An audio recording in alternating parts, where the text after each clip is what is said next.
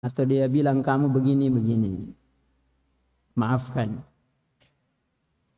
Atau tetanggamu sudah mengambil ayammu, maafkan. Atau ya apa saja, saya kira kita semua paham, yang intinya selalu dianggap yang salah, diberi maaf. Tapi ternyata itu tidak sepenuhnya benar, tapi juga tidak sepenuhnya salah.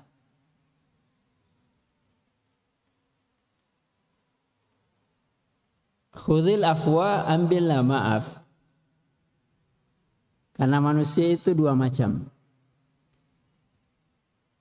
Ada yang muhsin, ada yang musi. Ada yang baik, ada yang perbuatannya banyak yang buruk.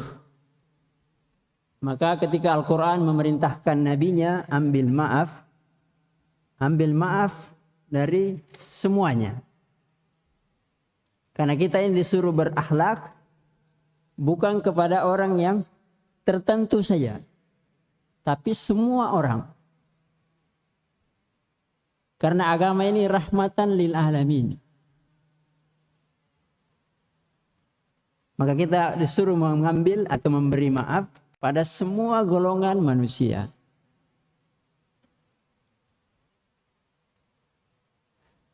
Kalau dia orang baik, bagaimana cara memberi maaf?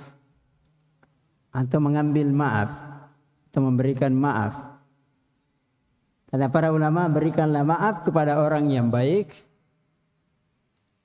dengan amalan dan akhlak mereka sesuai dengan kemampuannya. Jangan minta lebih. Dan jangan membuat dia merasa tidak enak atau minimal kurang enak. Itu namanya memberi maaf. Saya kasih contoh. Sekarang tabligh akbar. Sekarang kita posting minta sumbangan kan, donasi.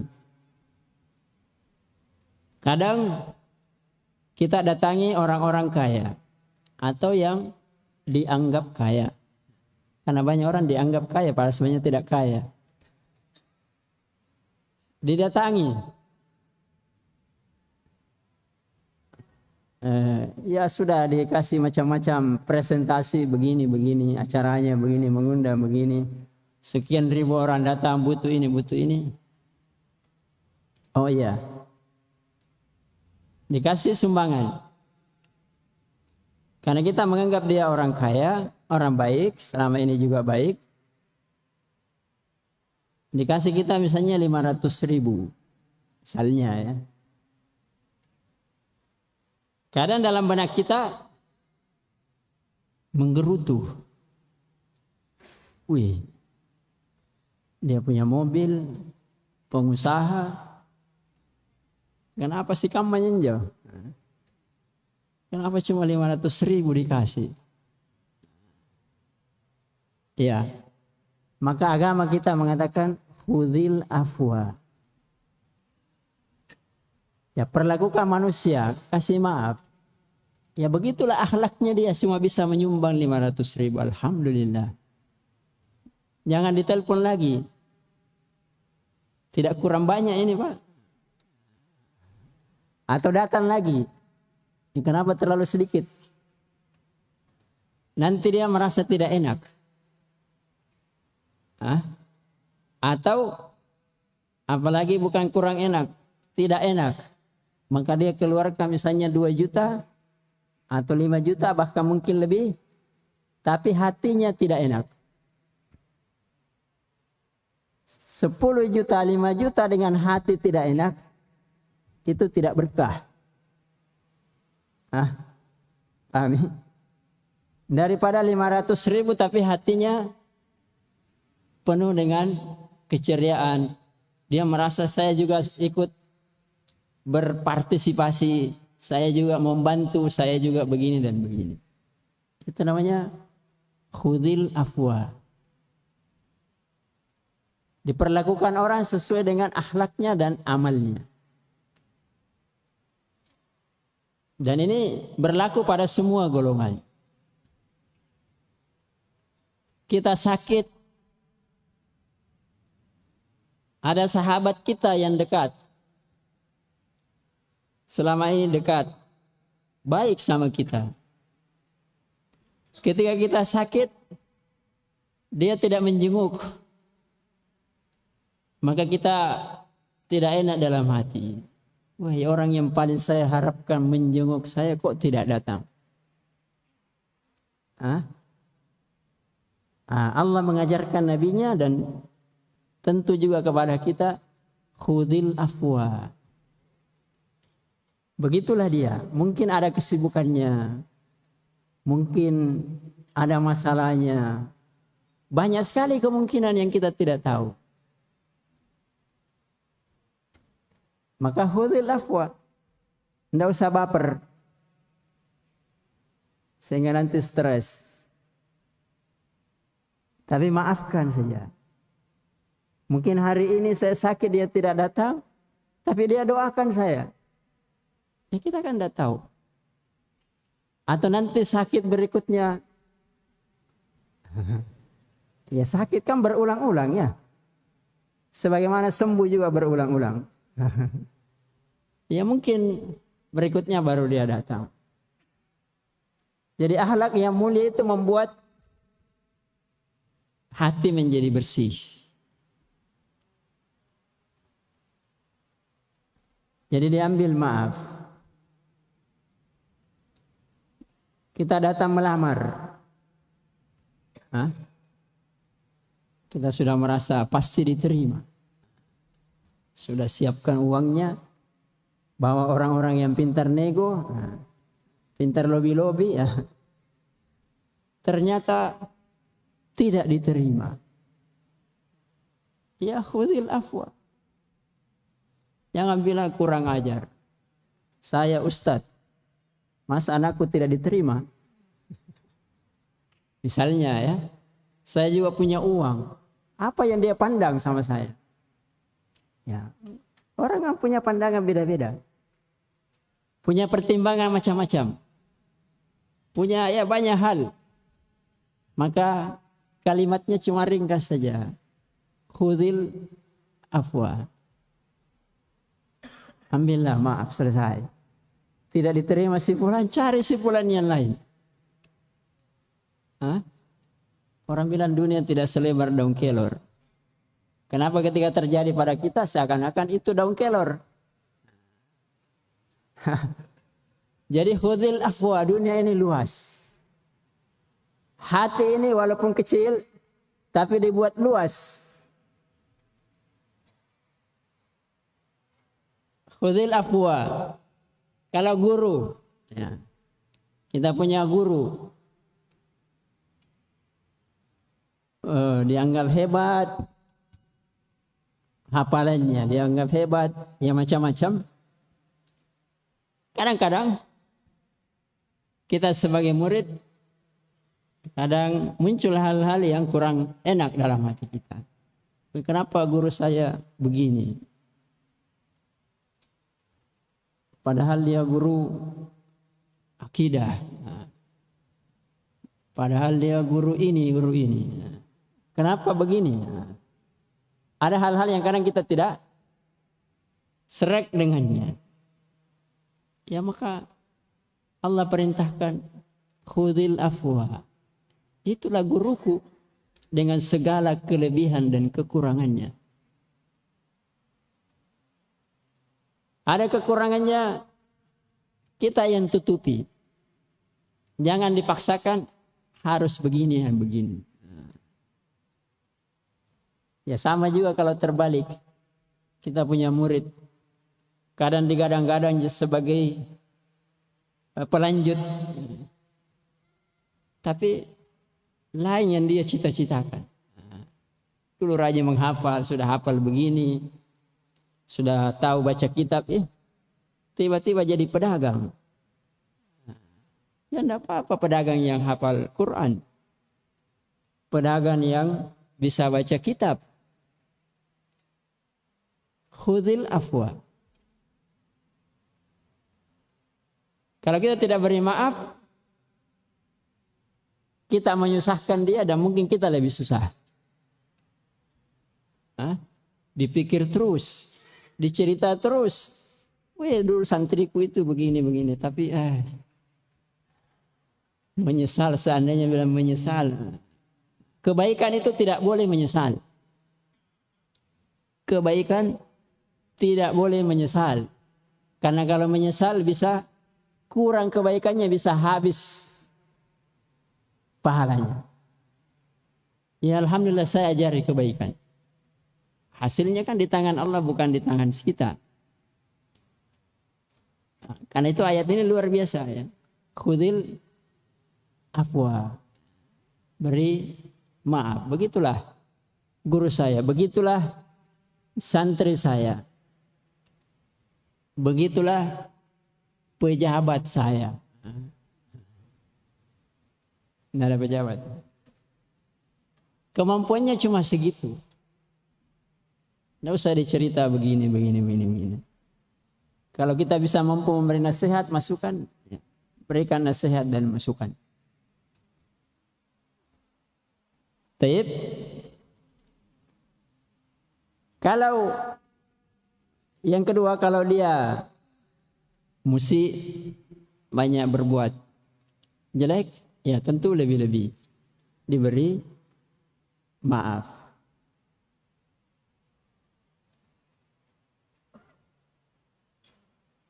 Kenapa? Karena manusia akhlaknya dan amalnya beda-beda. Kalau setiap kesalahan, setiap kekurangan, setiap pelanggaran itu hukuman, sampai kapan kita mau menghukum? Makanya kan sifat Allah, innaka afuwun tuhibbul afwa fa'fu anni. Walaupun bukan berarti ya semuanya dimaafkan begitu saja. Tapi ini asalnya.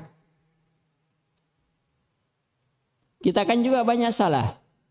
Hanya di akhir Ramadan atau di bulan Ramadan, kalau turun malam Lailatul Qadar kan kita selalu berdoa, mengulang-ulang doa tersebut. Allahumma innaka afuwun tuhibbul afwa fa'fu anni.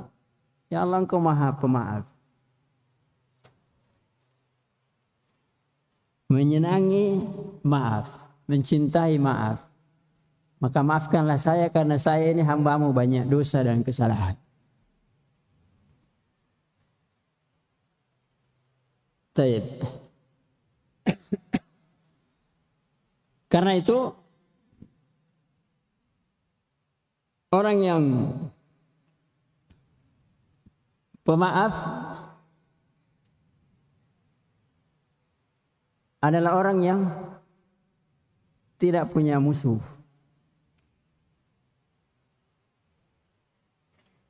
Jadi kalau musuhnya saja dimaafkan, apalagi temannya,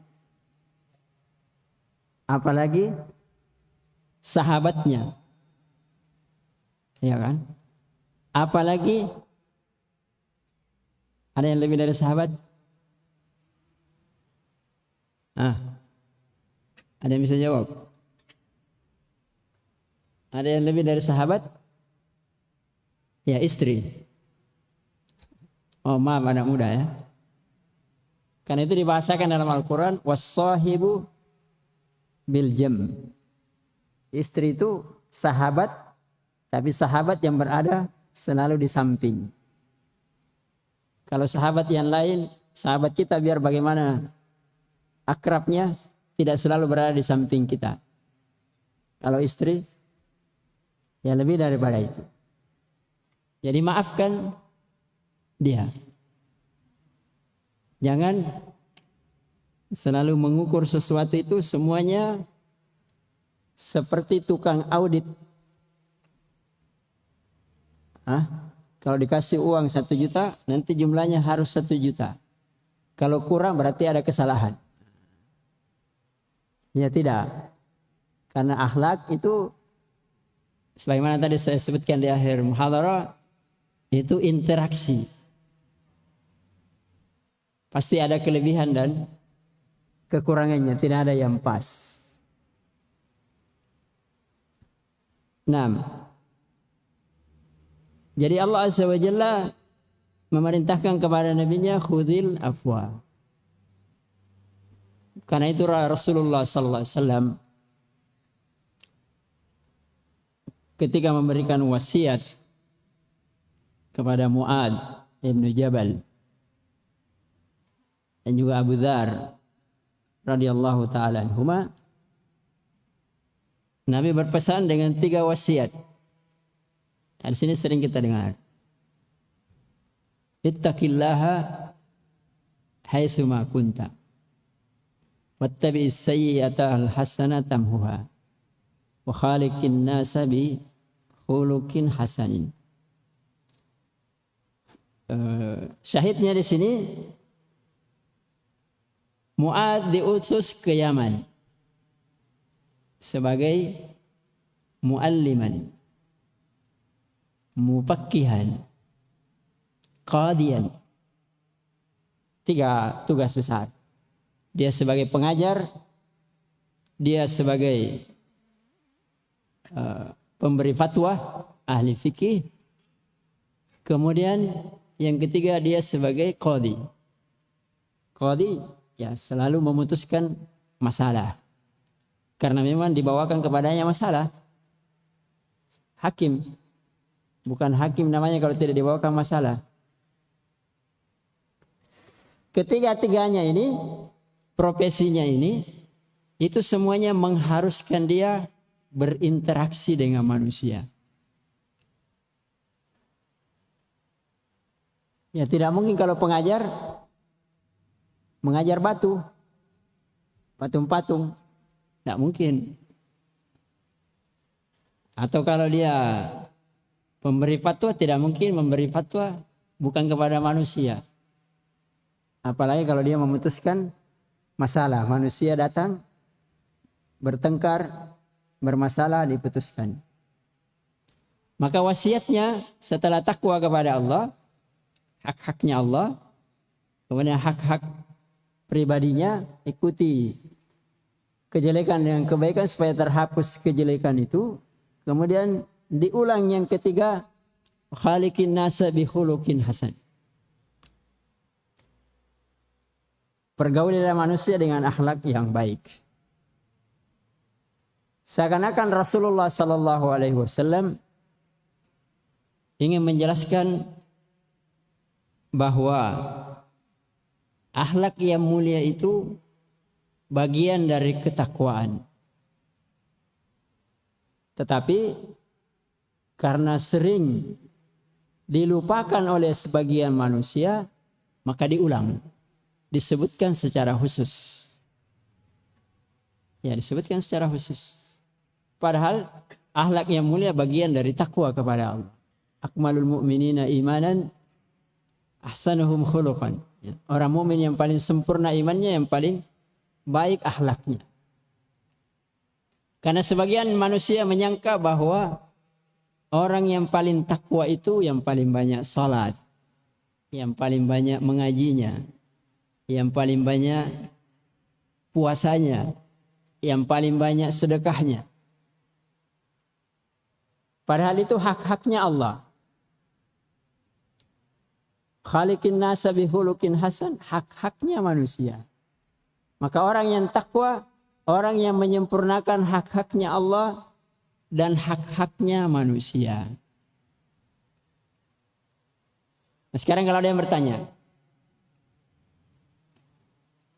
bagaimana cara mempunyai akhlak yang mulia? Apa tipsnya?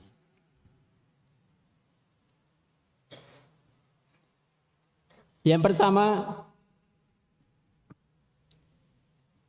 Rasulullah sallallahu alaihi wasallam dalam banyak hadis mengajari kita kadar minimal supaya akhlak kita itu baik.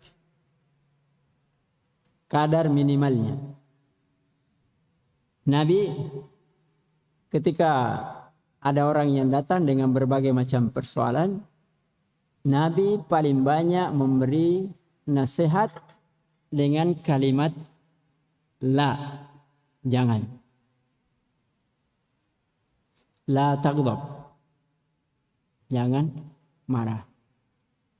Nabi tidak mengatakan menyumbang 100 juta. Puasa Daud baru kau dianggap orang baik. Atau kebaikan-kebaikan yang lain. Tapi la tahasadu, wala tanajashu, wala tadabaru. La. Bahkan kalimat tauhid diawali dengan la. La ilaha illallah. Tidak akan bertauhid yang benar, biar banyak amalnya, kalau dia tidak menafikan seluruh ilah. Kecuali satu yang ditetapkan. La ilaha illallah. Tidak ada sembahyang hak kecuali Allah Subhanahu wa ta'ala. Jadi dinafikan dahulu, baru bisa bertauhid.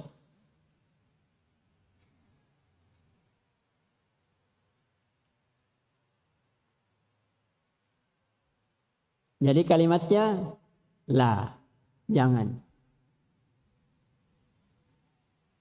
Maka kalau ingin baik akhlak kita, kasih itu catatan la. Kalau kita ingin berbicara sama orang, jangan diajari dulu bahasanya ini yang paling bagus, ini. Tapi diajari dulu jangan membuat orang tersinggung. Kan begitu ya. Jangan membuat dia tersinggung. Itu dulu. Kalau kamu bisa membuat dia tidak tersinggung, berarti kamu sudah, akhlakmu berbicara sudah bagus. Tidak usah dulu yang paling bagus. Tapi jangan membuat dia tersinggung.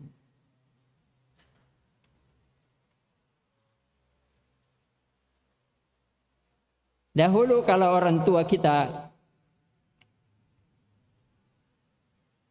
misalnya kita mau merantau, apalagi kalau pergi merantau menuntut ilmu,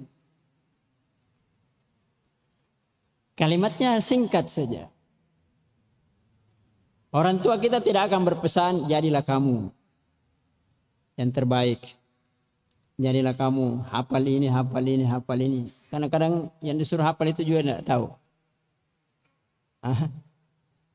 Pelajari ilmu ini tidak. Tapi biasanya kalimatnya ringkas saja. Apa pesan orang tua biasanya?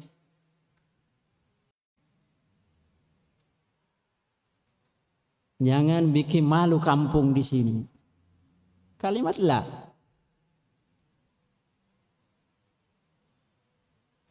Jadi ya memulai belajar akhlak selalu dipegang teguh itu kalimat la. Mau bicara ingatlah apa yang tidak butuh dibicarakan. Makanya orang mengatakan kalau kamu tidak bisa membantu orang, kamu sudah dianggap baik dengan apa? Jangan mengambil haknya. Kamu sudah baik. Mau bertetangga yang baik, tidak usah dulu pikir apa yang saya mau kasihkan tetanggaku. Saya mau potongkan ayam, saya mau bawakan minuman ini, makanan ini. Tidak perlu dahulu itu dipikir kalau mau jadi baik. Tapi mau jadi baik, jangan ganggu tetanggamu. Kalau kamu tidak ganggu dengan ucapan dan perbuatan, kamu sudah tetangga yang baik. Simple, tapi susah. Ya kan? Kalau mau jadi santri yang baik, tidak diukur hafal ini, hafal ini, hafal ini. Cukup Jangan melanggar aturan. Kalau kamu tidak melanggar aturan, kamu sudah jadi santri yang baik.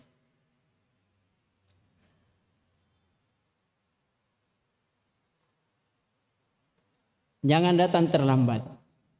Tidak perlu dikatakan kamu harus yang paling pertama datang. Cukup jangan datang terlambat. Kalau tidak terlambat berarti kamu sudah jadi baik.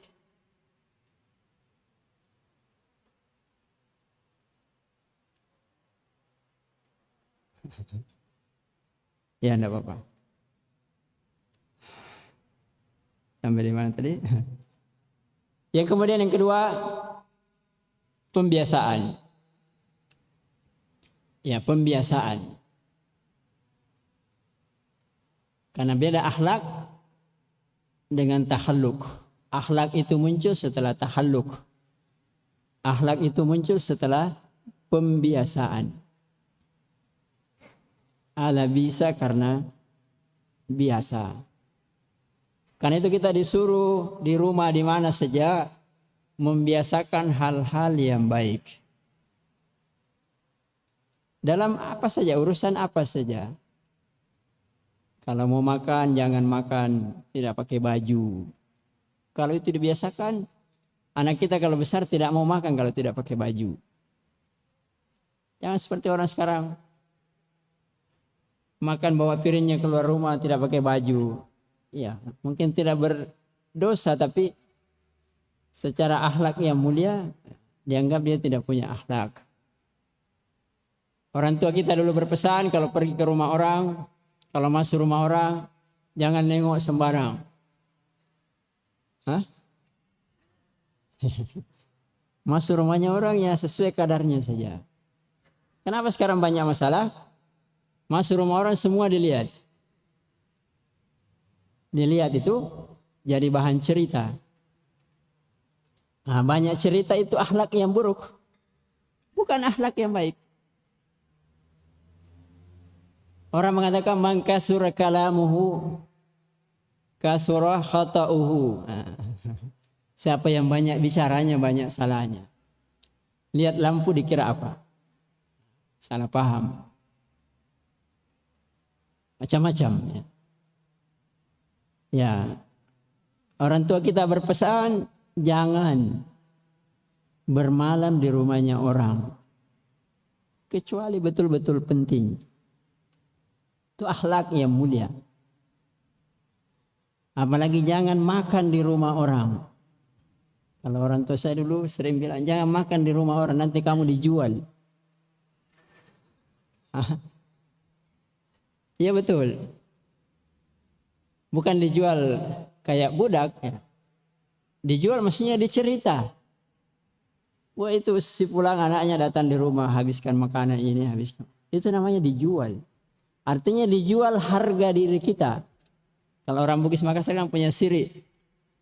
Harusnya itu yang dikembangkan tapi lebih disesuaikan dengan nilai-nilai syariat.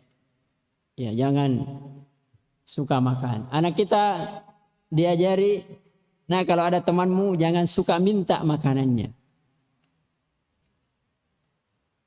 Nah, jangan diajari, nah kalau ke rumahnya si fulan itu banyak makanannya itu.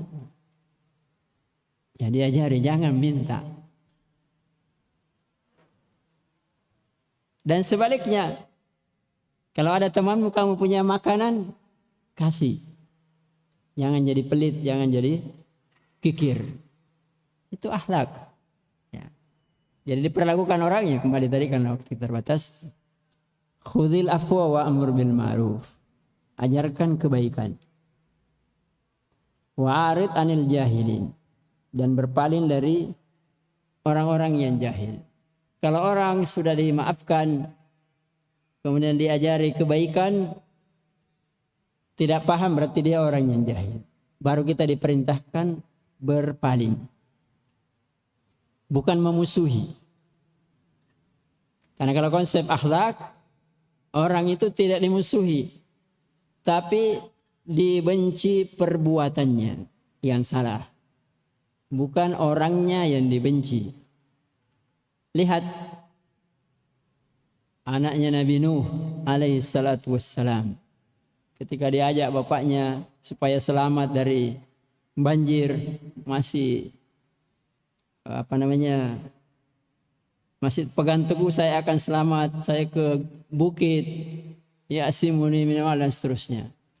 Setelah kejadian itu Nuh mengatakan, ya Allah itu anak saya.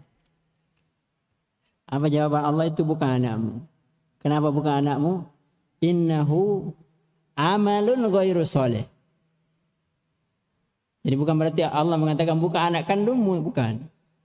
Tapi bukan anakmu, maksudnya tidak mengikuti engkau sebagai bapak dalam menyebarkan kebaikan. Karena dia melakukan amal yang tidak saleh. Berarti yang dibenci adalah amalannya. Makanya tadi diperbanyak afu supaya tidak timbul kebencian. Nah, kita kan susahnya kalau ada masalah selalu orangnya yang dibenci. Pokoknya ada masalah sudah dibenci sudah. Dulu temannya paling baik, sekarang temannya yang paling tidak baik. Karena selalu patongannya kalau salah harus dibenci.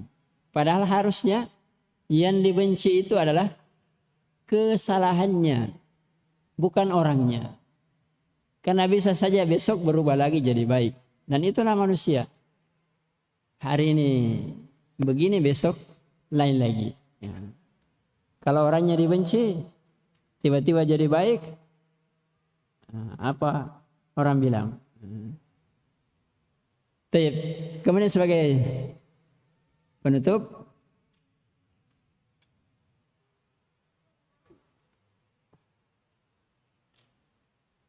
tadi kita sebutkan ya, sebagai penutup sebuah hadis Nabi SAW,